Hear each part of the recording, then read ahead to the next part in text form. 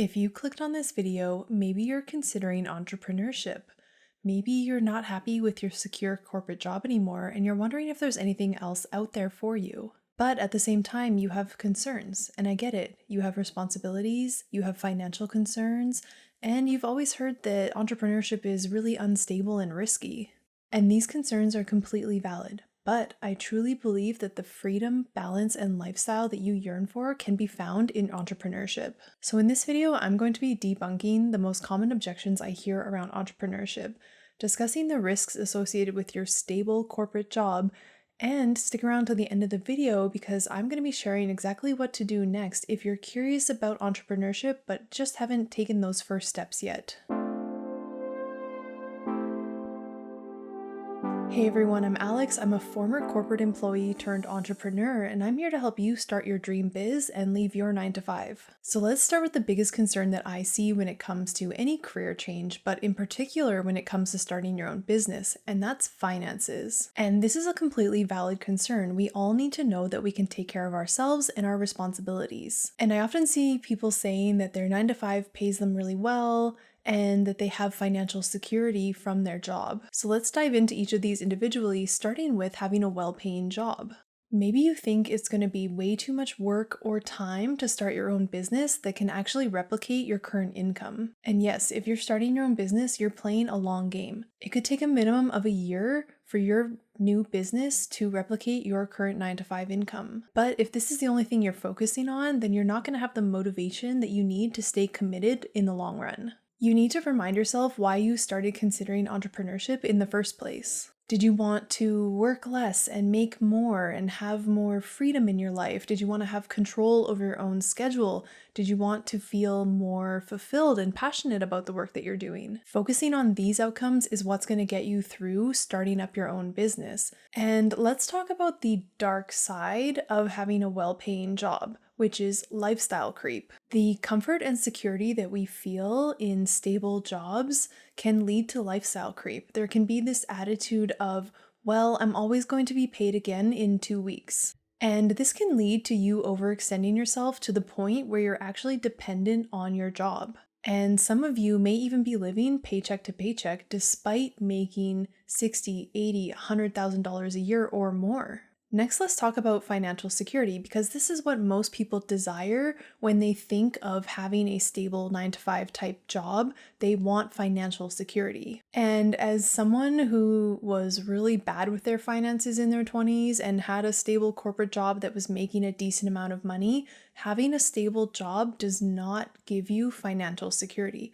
What gives you financial security is sound financial management skills. And all that job security is having a job that you're unlikely to be dismissed from. But as we've seen of late, anyone could get laid off at any time, and the amount of work or hustle you do at your current job doesn't necessarily save you from the layoff chopping block. So what is financial security really? Financial security is defined as having enough money to live comfortably, having the ability to recover from setbacks, and to save for your future.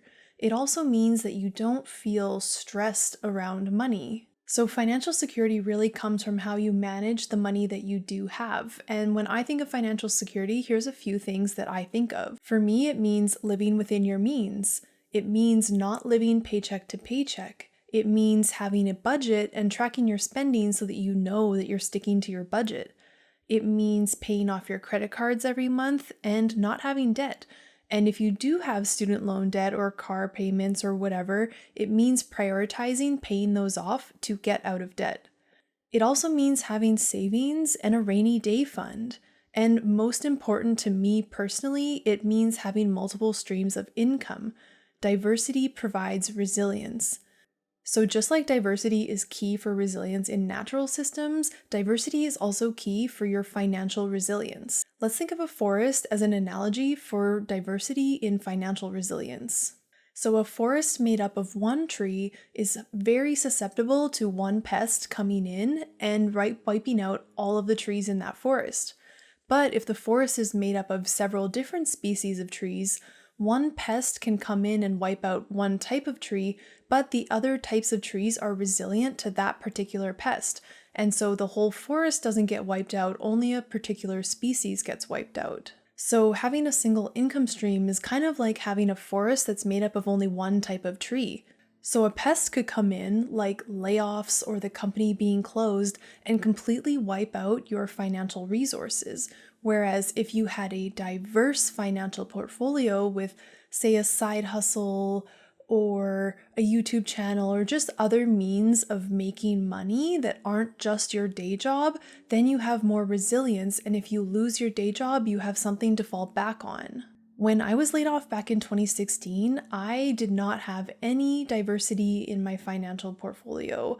I only had a day job and that was it. And so when I was laid off from that job, I was left with nothing. I had no backup, I had no way of generating income, and I was just basically bleeding money at that time. And on top of that, when layoffs are happening, it's usually because of a down economy. So companies are not only laying people off, but they usually have some sort of hiring freeze in place. And companies that aren't actively doing layoffs are less likely to be hiring new candidates. So it's this double whammy where not only are you laid off, but you're laid off at a time when jobs are more scarce. And if you're watching this video, there's likely a portion of you that have realized that as you climb the corporate ladder, the incremental increase in salary that you receive is disproportionate to the amount of work and responsibility that you take on as a result of that raise. So you may be realizing it's not really worth this incremental salary increase for the amount of work and headache and stress that I'm going to be taking on.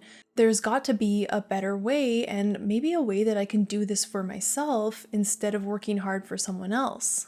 And if you are in this case, maybe you have other concerns around the lifestyle or business aspects of being an entrepreneur. So let's talk about the lifestyle concerns that people often raise when they think about being an entrepreneur. One of the things that you'll often see is people saying that they like having their evenings and weekends off. And this is a myth that a lot of people have about entrepreneurs, that they seem to be working 24/7 and that they don't have their evenings and weekends off. But based on my experience as a corporate employee, I actually worked a lot more evenings and weekends as a corporate employee than I ever have in my own business. And when I do work on the weekends in my own business, then I have the ability to take Monday or Tuesday off, and I'm choosing to work on the weekend versus working on Monday. And if everyone has such great boundaries between work and their evening and weekend time, then why is there such a rise in the quiet quitting concept? Why are people pushing back against working more and now encouraging effectively setting boundaries between work and personal time? How many people in corporate jobs have a work phone where you're basically available 24/7 to be reached by phone calls or emails? And usually if you do have a work phone, there is an expectation that you're checking it. And here's a huge one, but how much of your free time on the evenings and weekends do you actually spend decompressing from your job? I know for me, I spent a lot of time decompressing after work, and once I was done decompressing, I had to get on with my life. I had to make dinner, I had to do chores. So your evenings and weekends actually are largely spent playing catch up and trying to fit in a bit of a social life. So I would say that this myth that entrepreneurs work evenings and weekends and 24/7 is largely debunked, and there's actually a growing number of entrepreneurs that you can look to as examples of people who are working less and making more. There's so many successful entrepreneurs now who are harnessing the power of the internet to make far more than their corporate employee income in half the time that they were working at the office. So just like you have the ability to watch TikToks from people all around the world in the palm of your hand using your cell phone, you also have the ability to reach all of those people if you have a service or a business that you provide. So another big thing that people will bring up is benefits such as healthcare and paid time off. So maybe you have benefits like paid time off for doctor's appointments, which I actually had in my last job as well. I had a 2-hour time slot that I could use to go to a doctor's appointment. And at the time that was great, but it was also a stressful experience because between getting to the doctor's office, waiting to get into your appointment, and getting back to work, it all felt kind of stressed. And so while I was getting paid technically for that time, I was really stressed the whole time to get back to work and not exceed the 2 hours that had been allotted for the appointment. Similar to this, a lot of people enjoy having paid vacations, but unfortunately, our vacation time that we get from employers is pretty limited. For most people, this is looking like 2 to 3 weeks per year of paid vacation. And so on that vacation, you usually spend most of your time decompressing, or you're rushing around trying to fit in as much as possible into your limited vacation time. And so you end up coming back from vacation more exhausted than when you left. And as far as healthcare, I know this one is really important, but there are healthcare options available to you as an entrepreneur. And this is something that you just need to ask yourself, how important it is healthcare to me, and what level of healthcare do I desire if I start my own business? And you can do some research into the plans that are available and the cost of those plans and what they provide, and you can just build that into the planning that you do for your own business. How much money do you need to make to cover your healthcare? So if one of your excuses right now is that you enjoy having paid time off from work, I think you're thinking a little too small. Why not make the same amount of money in half the time, or why not make more money than you currently make in half the time and take yourself on more vacations or enjoy the time off whenever you want? Some people also say that they enjoy the structure that their job gives their life. And yes, if you want to have structure in your life as an entrepreneur, you need a little bit more discipline than you may need at a 9 to 5 job, because you have that incentive of not getting in trouble with your employer, and it helps you set that structure. But the upside about being your own boss is that you get to create the structure. You're not trying to fit your life around a pre-existing work structure. You get to create the structure that works for you. So if you've ever wanted to take a random Tuesday morning off and go to yoga, or go on a hike when the trails are less busy, or do whatever you kind of wish you could do on a random Tuesday morning, then you can do that as your own boss. Doesn't it seem backwards that, in the winter when we have daylight savings going on, that we're chained to a desk inside during the 8 hours of day that we may have sunlight outside? Why are we working when it's the best hours of the day and then going home and kind of having the rest of that time for ourselves? So I guess the question is, do you want structure on your own terms or structure on someone else's terms? And if you struggle with structure, and you think that the 9 to 5 is helping you have that structure in your life, maybe the reason that you struggle with structure is because you're kind of trying to force yourself to fit into a rhythm or a structure that doesn't suit you. And you'll find it a lot easier to set your own rhythm and your own structure in your day when you're doing something that actually suits you. And an example that comes to mind here is myself. I was never good at getting up early to go to a job for 8 a.m. and I just struggled to fit into that structure. And now I have the ability to take slower mornings and set up my day the way that fits me and my own natural rhythms. And from a health and wellness point of view, how much are you buffering in your day because of your job? And what I mean by buffering is any coping mechanism that you use to deal with the pain that your job causes. And so pain could be stress or boredom or lack of fulfillment, whatever kind of makes you feel unhappy throughout the day. And when you get home, that's what's causing you to need to buffer. So buffering can look like eating unhealthy food or using sugar to kind of perk yourself up during the day. How many of us go for that 3 p.m. muffin or whatever down at the coffee shop? How many people come home from work and need to unwind with a glass of wine or a glass of scotch? How many of us use drugs or video games or doom scrolling as a way to just buffer from how you feel at the end of the day? So consider what your comfortable, stable office job is costing you in terms of wellness if you're using these types of coping mechanisms to get through your job. And I know that some of you are definitely going to raise this next argument, and that is that 9 to 5s are getting more flexible, which is true. 9 to 5s have gotten a little better in the last couple years. So maybe a lot of us are able to work from home now. We don't have that commute. And maybe you have the opportunity to set your own schedule to some degree. Maybe you have the flexibility to start anytime between 7 and 10 a.m., as long as you kind of stick to a schedule, choose whenever you want to start working. And my last employer had all of these kind of flexible benefits as well, but for me personally, it just wasn't enough and it still wasn't in alignment with the lifestyle that I desired. I truly want to be living on my own terms. So regardless of how flexible the job is and how much better it's gotten, I still don't want to be chained to a desk 40 hours a week. I want to have an unlimited earning potential. I want to take time off when I want and set my vacations whenever I want. And largely, I wanted to stop trading my time for money. And if you feel this way as well, then I definitely encourage you to stick around to the end of the video, and I'm going to be sharing with you the first couple steps you can take towards entrepreneurship. So the next big thing to discuss is the business side of entrepreneurship. This is where a lot of people start to overthink. They feel like, well, I'm good at creating a service or a product, but I'm bad at the business side of things. I don't really know where to start when it comes to marketing and sales, or maybe sales feel icky, or you just generally feel like I have no clue how to start a business. And when you're just getting started out, you don't need to have everything figured out. You just need to start and start seeing what works. And when you come up against things that you don't really know how to do, then you can seek out information and overcome them at that time. And for those of you that feel confused about being a business owner or starting a business, at its core, a business is just helping other people overcome a problem that they're willing to pay for. So this looks like figuring out who you want to help, how you want to help them, and telling those people that you can help them and making offers to help them. That's basically all you're doing as a business owner. And I'm sure that you already know the first couple steps that you could be taking. So if I was to ask you, how would you start to market your business? I'm sure you have some answers. Maybe you could start by reaching out to your friends and family and telling them that you're now offering this service or this product.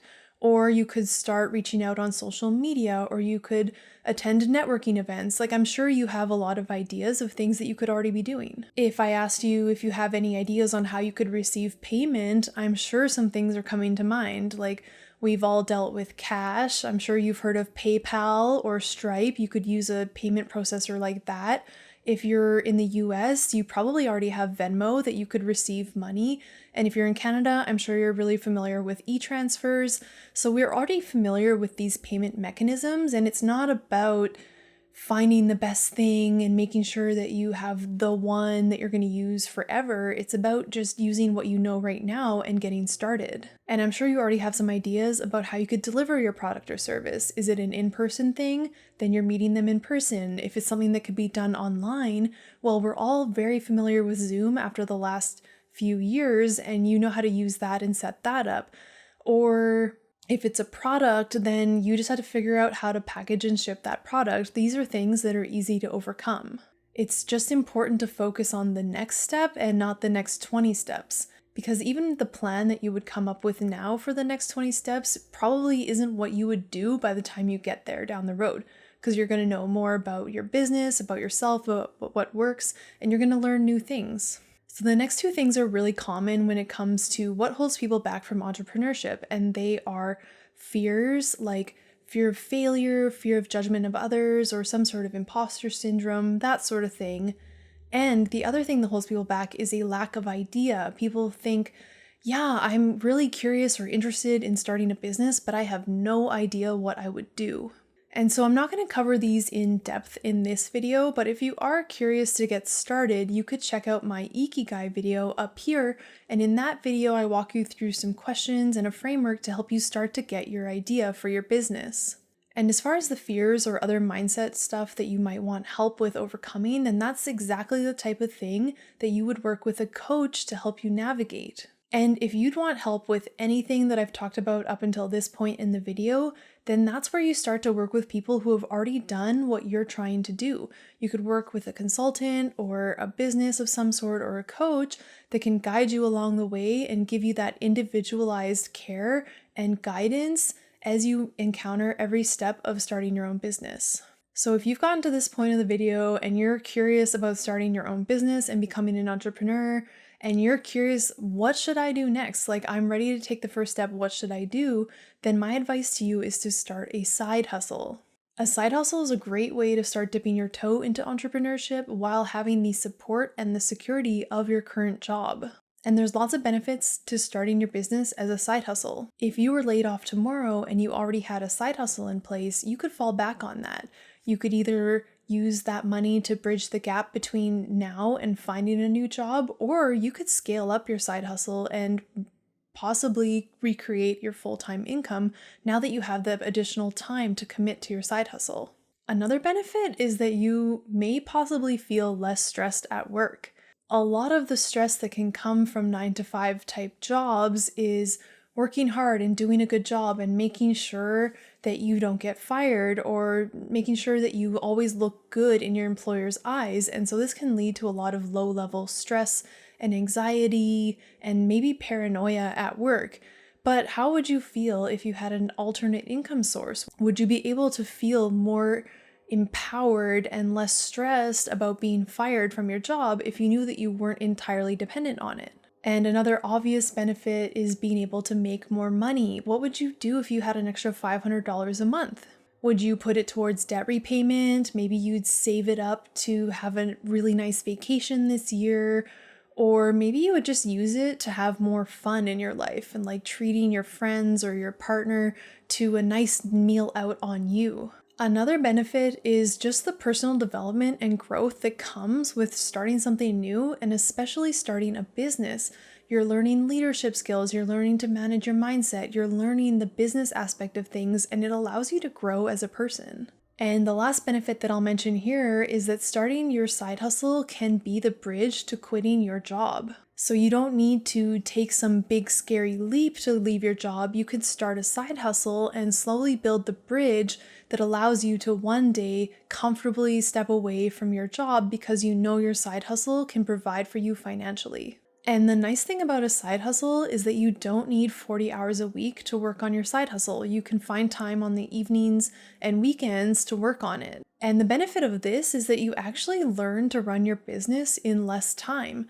If you have more time, you may fill it, but if you only have, say, 8 hours a week to work on your side hustle, then you'll learn how to run your business in 8 hours a week. And you always have the ability to scale from there, but you can see how much you can get done and what you can do in working on your business, say 8 hours a week as a side hustle. So how do you start a side hustle? Let's quickly walk through the steps that you would take to start your side hustle. The first thing you need is, of course, an idea. What are you going to offer? What problem will you solve? And how will you help the people that you eventually help? So some things you can think about are monetizing a hobby. Maybe you can monetize a skill that you already use in your day job, or maybe you want to learn a new skill that you've always been interested in and then monetize that.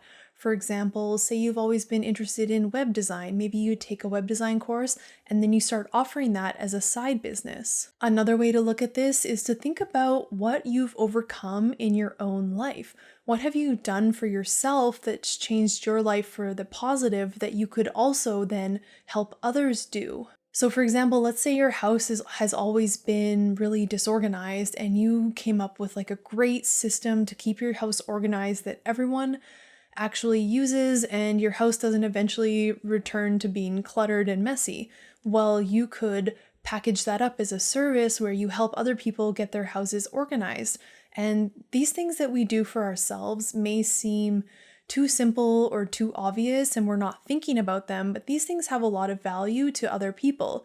So always be considering what is really obvious to me that may not be obvious to others, and that's something that you could help them with. From there, once you have your idea, you really need to get clear on who this is for, who specifically are you helping, and what problem are you helping them with?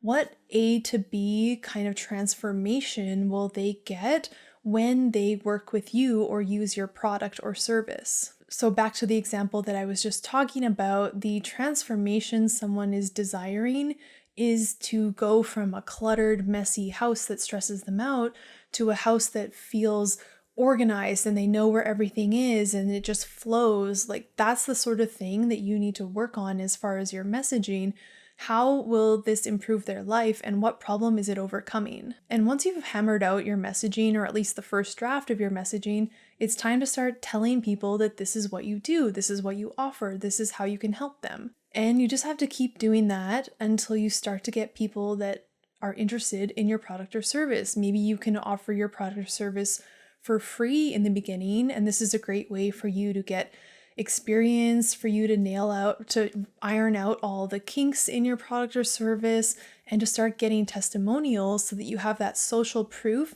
And that's going to encourage people to want to later work with you and pay you. Well, there you go. I hope you enjoyed the video, and I hope it gave you something to think about when it comes to the common misconceptions about both office, corporate jobs, and entrepreneurship. If you're interested in starting your business, but you just haven't quite taken the leap yet, then I really hope this video has given you a little nudge to start taking those first steps towards entrepreneurship.